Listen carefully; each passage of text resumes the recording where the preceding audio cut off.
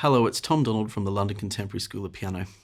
Today I'm going to share with you top 5 piano myths. Today we're going to blast some myths out of the water because these are myths that I just keep seeing all the time and they're simply not true. And I think many of you who've been following the channel for a while are slowly seeing that these myths are not true.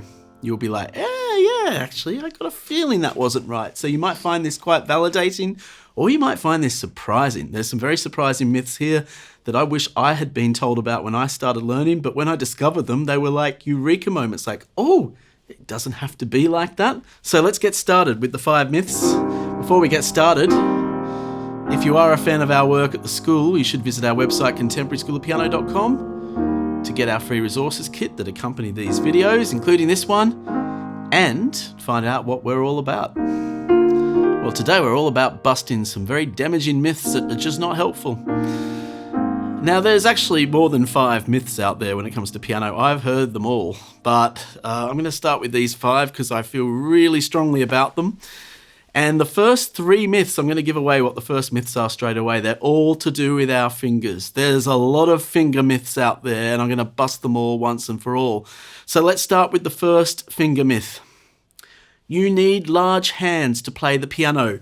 Absolute load of nonsense. You do not need large hands to play piano. In fact, large hands are not an advantage or a disadvantage.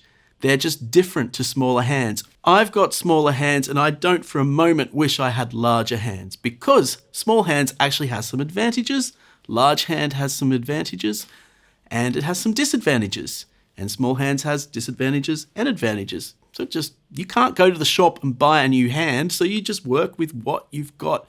So I'm going to start with the advantages of small hands, just to bust that myth that you need large hands. Now, if you have large hands, you'll know this. You find it's quite difficult to move your hands close together in these sort of patterns, because your hands sort of get squeezed between the notes. You feel your fingers are a bit too fat and they struggle to accurately play between small little spaces in the piano. Have you ever noticed that if you've got large hands? So that's one of the disadvantages of having large hands on the piano. Now, one of the advantages of having large hands on the piano is that you can reach really large chords. And reach large intervals. Now, Rachmaninoff, apparently, he had really large hands. He could get, apparently, from a C to an A. I mean, that's staggering. And that's just massive, absolutely massive hands. Now, I can't actually manage a tenth on certain intervals, which is considered sort of smaller hands when you're thinking of concert pianists. But I've still managed to learn pieces written by Rachmaninoff. So how have I managed to learn pieces written by a guy who could stretch that? One simple answer to that: arpeggiation. If you arpeggiate those stretches and you learn to do it quickly and comfortably, you don't get any extra prizes for playing them all together. That's the trade-off for the advantages of having small fingers. Now also, if you've got smaller hands, you're carrying less mass. And if you're carrying less mass, well, playing faster is something you're going to be able to develop as well. The reality is it doesn't really matter if you have small hands or large hands. All of that is an urban myth. You just have the hands you're born with and you use them to play piano. And the keyboard design is so accommodating. It is accommodating for all different sizes of hands. There's been a movement of people saying that you have to have large hands and the piano's unfair. What about all those incredible child prodigies that can play Chopin etudes? And I've been very fortunate to teach some child prodigies before who can play unbelievable music. And they're playing things like Chopin etudes and they can barely stretch an octave. Well, how are they managing that? It's because you don't need large hands. And nobody said to those really talented young children, oh, your hands are not large enough. Stop playing piano. Wait till you're older and you've got big hands. Well, you wouldn't say that. They're succeeding. They're playing piano well. It doesn't matter what the size of your hands are. So just accept the size of your hands. That has nothing to do with whether you're succeeding or not succeeding at piano, not the size of your hands. It's the way you approach your technique.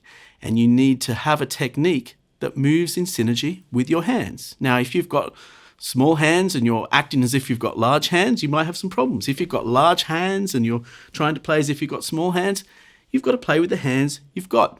And the piano is one of the most accommodating designs. It's one of the most perfect designs. It's been designed over hundreds of years, the keyboard instruments, to streamline all of the scales into one package, and it just fits the human hand beautifully. So that's the thing you've got to love about piano. You don't need large hands.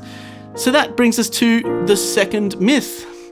And the second myth is that you need curved fingers. All those piano method books saying, curve your fingers. Oh, God, I'm feeling myself get tense already. Oh, look, okay. You do not need to curve your fingers deliberately when you play the piano. And I'll tell you why that is the case. Because the piano is already doing that for you. Let me play you the easiest piano scale. The easiest scale on the piano. B major. Chopin used to teach his students B major first, and I'll tell you why.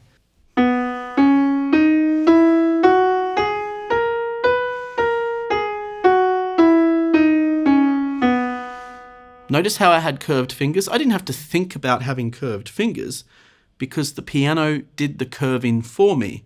The black keys are higher than the white keys. That creates a natural curvature. Again, it's the design of the piano. The piano is so beautifully designed that when you play mixtures of white and black keys that have been strategically put together to streamline the entire scale system, which is the piano, do you know, when they designed this thing, they really knew what they were doing. And it was done over years of innovation and different keyboard instruments. It wasn't invented overnight. Rome was not built overnight. The piano was not designed overnight. There were lots of prototypes. And this is just such an ingenious system because it curves our fingers for us. Now that brings me to the hardest scale on piano. So I told you the easiest scale is B major, because it curves our fingers so perfectly for us. With the black keys being higher, it creates that lovely natural curvature. I don't have to force it. I don't have to exaggerate it and create unnecessary tension, which so many method books suggest. Curve your fingers, tension, tension, tension. The piano's doing it for me. So what's the hardest scale on piano then? C major. Because that is the only scale where maybe I have to think about curving my fingers a little bit. So I just have to pretend I'm playing B major. But I'd be wrong again. I don't even necessarily have to curve it because there are times and places when you're playing piano repertoire where you can have flat fingers. Sometimes when you're playing arpeggios, slightly flatter fingers can help you move more effectively across the keyboard. Check out some of the great Russian virtuosos like Vladimir Horowitz. He often played with flatter fingers to help achieve the technique. Flat fingers are not necessarily always a bad thing. It depends on the context. So all of those method books that suggest curved fingers, the reason why that happened and became part of the culture was a lot of the method books start on C major and they keep kids on C major for way too long. It's just all white keys and the kids just naturally start doing that because they're just stuck on C major, a little bit boring. And their hands just droop, and then we got to curve the fingers, up, and they're just forcing the student up. And they should have just done what Chopin did, start on some other keys like B major. I've taught my 5-year-old daughter to play all 12 major scales, and the scales she likes the most are E flat major and A major. They're her two favourites. And no, she's not some special child prodigy. She's just getting the right instruction. And she loves playing her scales. She actually enjoys it. And I don't lecture her about the fingering. I even get her to work out the fingering by herself and sort of improvise it. And the right fingering more or less eventually shows up because the logic of the piano moves us into the right place. The piano is so well designed. Trust that design. It's not there to fight against. It's there to enjoy. So this is a video not just about busting old myths. It's a video about really loving the piano because I think there's a lot of piano haters out there who make life hard for themselves by, this is hard, so I have to make it hard. I need big hands, I need curved fingers because the piano's just not cooperating with me. You don't need to fight the instrument. The instrument is already beautifully designed. So we've got to switch that narrative around. And that brings us to the third myth. The third myth, this is a dangerous one as well. You need strong fingers to play the piano. Okay, let me go to the finger gym. I'm going to start working out my weights on individual fingers. Well, that's a great way to get an injury, by the way. So, all right, let me give this some context. Do you need strong toes to go walking? Did you learn to walk by making your toes stronger or your feet stronger? No, because walking is something you do with your body. You don't walk with your toes. You don't even really walk with your feet. You don't walk with one part of the body in isolation to the rest of the body. You just walk with your body. Get up and walk now. How does that feel? When you play piano, you want to be walking across the keys. Now, when I play the keys, when I play a chord, you can see me. I'm using my body. I'm using my arms. Sometimes I'm dancing with the music. Some of those movements might not be technically necessary, but I'm using my body. And, well, if we needed strong fingers to play piano, we'd have a big problem, because look at our 5 fingers. They're not all the same. Our thumb and our index finger, they're going to be much stronger than our third finger than, let's say, our ring finger, which has very little independence, and our 5th finger, our pinky finger, it's very weak. Now, the left hand, for most people, is our weakest hand, if we're right-handed. And what finger's taking care of the bass? The pinky finger in the left hand is taking care of the bass. Now, I played a loud bass note. Now, that wasn't just my pinky finger in isolation. I was using my arms, my shoulder, my body. You can feel it. Now, when you see a concert pianist playing Tchaikovsky's Piano Concerto No. 2, and they've got to play those chords that sing over the entire orchestra. They don't have a microphone on the piano. They're not using their fingers. They're using their body. They're engaging their body with the music. Here's a really good exercise that will help you leverage more of your body. And just starting with your arm and your wrist, just get any chord and spin it around as an arpeggio. And I'm going to slightly rotate my wrist as I do that. I'm not going to be like finger playing, because when I play just with my fingers, it starts to sound very mechanical and clinical. But when I use my wrist a little bit more, I'm going to exaggerate the movement. I'm going to move my body too much, overdo it a little bit, just to get the motion. I'm like drawing a circle with my wrist. Now that buys me speed and agility. Now I'm going quite fast there. Now, of course, I've practiced this for years. The arpeggiation. But my fingers are not feeling pressure here. My fingers feel extremely light, even slightly lazy, because my body is doing the work for me.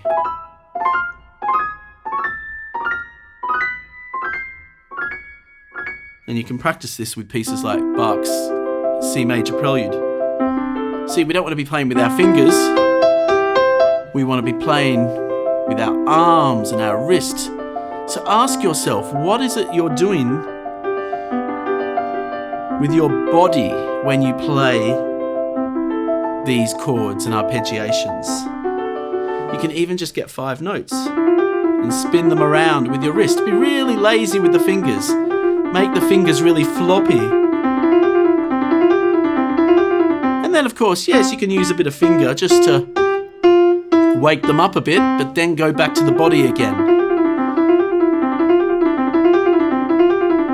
So don't spend all these resources exercising your fingers, because that will lead to tension, potentially injury as well. And you don't need that. You definitely don't need that. So, the next myth about piano, we're going to bust another myth. You have to start young. You need to start when you're 5, and if you don't start when you're 5, you've got no hope. Well, I think that's a wider societal myth. There's this myth in wider society that you stop learning after school. You know, you're 18, you've left school, maybe you go to university, don't learn anything else after that. Well, how's that going to work? How well is your life going to go if you decide you're going to stop learning anything after 18? My gosh, I think I've learned most of the things in my life after 18. In the first 18 years, I mean, maybe I learned a few things, but you really don't want to be just relying on that. You want to be learning all the time. And I've seen students achieve unbelievable things in adult age, not just starting at age 20 or 30 or 40. We have students at our school who have started over age 80. I have one student in Canada, I think she started when she was 83 and she's now 87 and she's playing, the first movement of Moonlight Sonata by Beethoven. She's playing extremely musically. We're playing pieces by Schubert. We have many other students on our courses who are playing pieces that are quite advanced and they've started at a much later age in life. Now they have time. A lot of them are telling me, I've got time to practice now. And I've got time to put into it. And it's really quite funny because one of my students who's, I think, 76, told me that his son is perplexed because his son's 40-something, around about my age, and is like, yeah, how can you learn piano at this age? I can't learn piano and I'm 40. That's too late for me. Isn't that a mindset thing, So even he's confusing his children because his children think it's too late for them to learn piano. All of this narrative is in here. It's all in our head. Now, the way we learn does change when we get older. When we get older, we have to learn things in a slightly different way and methodology to when we were children. That's absolutely true. You do not teach an adult the way you teach a child. Now, if you're an adult starting piano and you're using children's books to learn piano, it might not connect with you. In fact, even a lot of the children's books don't connect with children. So how's it going to connect with adults? So you need to have a methodology that suits your way of learning. And there's a lot of really interesting neuroscience behind this, which we've done some research at the school, particularly with how long it takes to learn something. Now, there's this idea that when you're older, you learn things much slower. That's not entirely true, but there is some partial truth to that. But actually, the nuance is that when you're older, you just need an extra day or two to sleep on an idea. Now, I'll just repeat that. When you're older, you just need an extra day or two to sleep on an idea. And that age barrier or that age threshold does vary person to person by genetics, by all sorts of other factors. It could be 40, 50, 60. For some people, it's 30. But it's understanding how you learn and understanding how you process information. And if you just need an extra night to sleep on something, to learn something well, I can't see what's wrong with that. In fact, that actually comes with some advantages because it means you might be a little bit more patient and thorough about the way you learn things, which you might not have done when you were younger. And we've had some students that have achieved some amazing things starting at later ages. Now, okay, all right, if you start piano at the age of 40, you're probably not going to become the next Vladimir Horowitz, but is that your goal for piano? Probably not. Or the next Keith Jarrett. Is that your goal for piano? Probably not. And maybe I'm wrong. We keep seeing that the bar just keeps getting raised higher and higher the more time and effort we invest into adult education. We learn more and more about it, and we actually start to realize, actually, the further we go down this rabbit hole, people are starting at later ages and learning more and more and more and more than ever before. That's pretty exciting. So, and that makes me excited too, because there's so much I want to do with music and not enough time in my life as well. It's good to know that when I'm 80 plus, I'll still be learning a lot about music. I'm never going to stop learning. And that's where my students have taught me so much about myself. Now that brings us to the fifth myth to finish off today. I need to do a follow-up video because there's more than 5, but these are the top 5. So the other myth is, to play piano, you need to be a great sight reader. You need wonderful sight reading skills. Well, that's just not true. You do not need to be a great sight reader to play piano. Now, I'm not saying that reading music's not important. It really depends on you and the way you learn. For some people, reading music will be quite important because it will match the way that you learn and process information. For other types of students, reading music has to be done in a totally different way. And for many of you, you don't need to get lost on a score and trying to decipher the notes and get that into your mind and then get that from your mind into your fingers. And that just creates a lot of unnecessary steps. Some of you just need to learn some vocabulary and language. And we need to think of music like a language. Now, there are many different ways you can learn a language. You could learn English by going and studying Shakespeare and reading Shakespeare scripts and texts, and that would be all very nice and intellectual and wonderful. But is that necessarily the way you're going to use the language?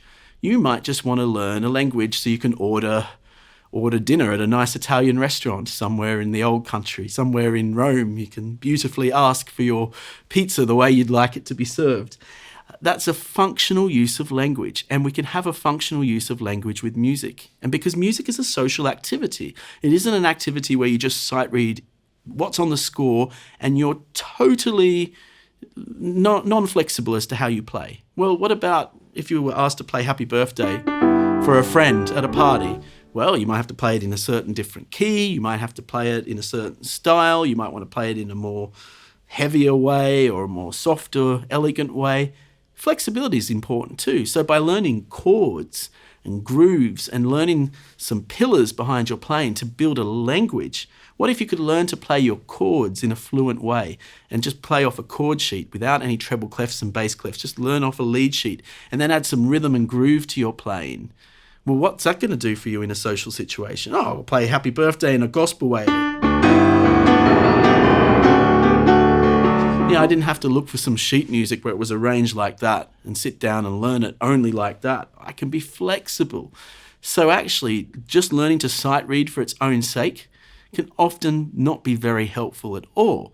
And the thing I found with students, once they have an understanding of chords, once they have an understanding of rhythm and groove and different styles, and an understanding of improvisation and flexibility and melody and arrangement, the sort of things we do in our courses like the Complete Musician program, you can just check out our website at the web link here to find out how that course works, just to give you an idea, because that goes further on these concepts. Now, once I've found students are doing those things, they start to learn to read music anyway. It just becomes part of the language.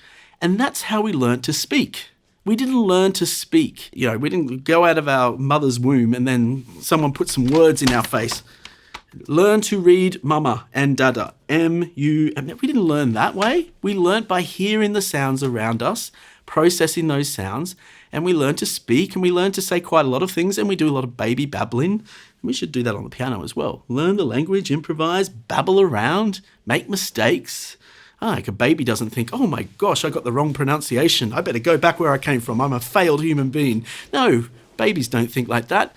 That's because they're getting everything that's around them and getting that into their vocabulary. And then a couple of years later, they go to school and then eventually they learn to read.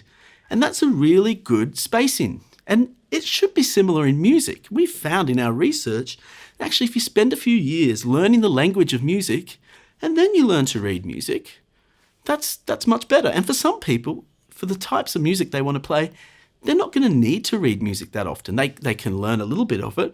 But if there's other types of music, if you are playing pieces of music that are very heavily reliant on notation, yes, you will need to learn to read music. So it's balancing it out for your own goals and ambitions. But it's certainly not an absolute definite, you must do this now requirement. The language is the priority. You need to learn the language of music. And if you learn the language, you'll learn the written word when the right time presents itself for you. So there's some 5 myths. I hope we've busted those myths.